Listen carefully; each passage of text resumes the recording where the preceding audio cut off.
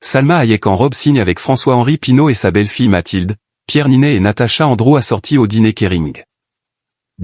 En marge de cette 79e édition du festival et sur invitation du mari de Salma Hayek, François-Henri Pinault, les plus grandes stars internationales se sont ainsi donné rendez-vous place de la Castres pour célébrer les femmes du 7e art. Chaque année, alors que le festival de Cannes bat son plein sur la Croisette, un événement parallèle fait vibrer les hauteurs de la ville avec une élégance rare, le prestigieux dîner Kering. Entièrement dédié au programme Women in Motion, cette soirée est conçue pour mettre en lumière la contribution indispensable des réalisatrices, actrices et techniciennes dans l'industrie cinématographique. Plus encore, c'est l'occasion idéale d'honorer des carrières d'exception et des engagements forts, avec un nouveau prix chaque année. Et cette 79e édition du célèbre festival n'y a pas échappé.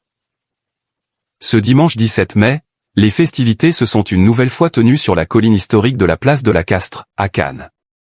Pour l'occasion, le PDG du groupe de luxe Kering, François-Henri Pinault, était évidemment de la partie dans un costume classique d'une coupe impeccable.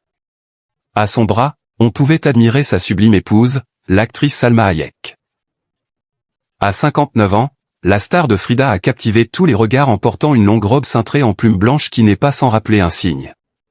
Ces dernières offraient d'ailleurs un effet asymétrique ultra graphique au niveau de l'épaule, sculptant une silhouette aérienne et moderne.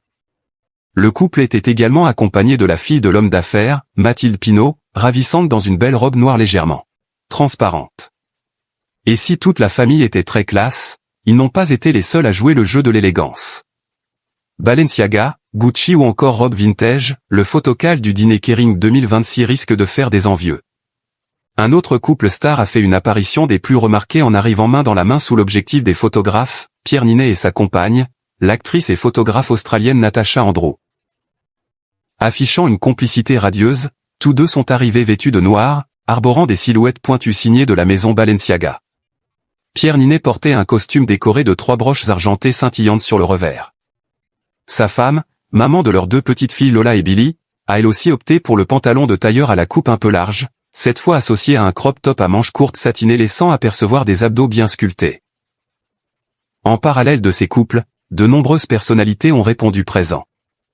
On a ainsi pu croiser la sublime Leila Bekti qui avait misé sur l'audace d'une robe bustier noire vintage signée Richard Tyler. Non loin d'elle, son amie de toujours, Géraldine Nakache, portait un long par-dessus noir structural et des slingbacks noirs très tendance. La légendaire Isabelle Huppert a fait à nouveau honneur aux créations Gucci. Un choix de Marc K aussi fait Demi Moore, membre du prestigieux jury du Festival de Cannes cette année, avec une longue robe droite de type croco, rehaussée d'un surprenant effet essence violacée. Toutefois, la star de la soirée était incontestablement Julianne Moore. L'actrice a été récompensée durant la soirée pour son immense carrière, succédant ainsi à Nicole Kidman dans le cœur du programme Kering.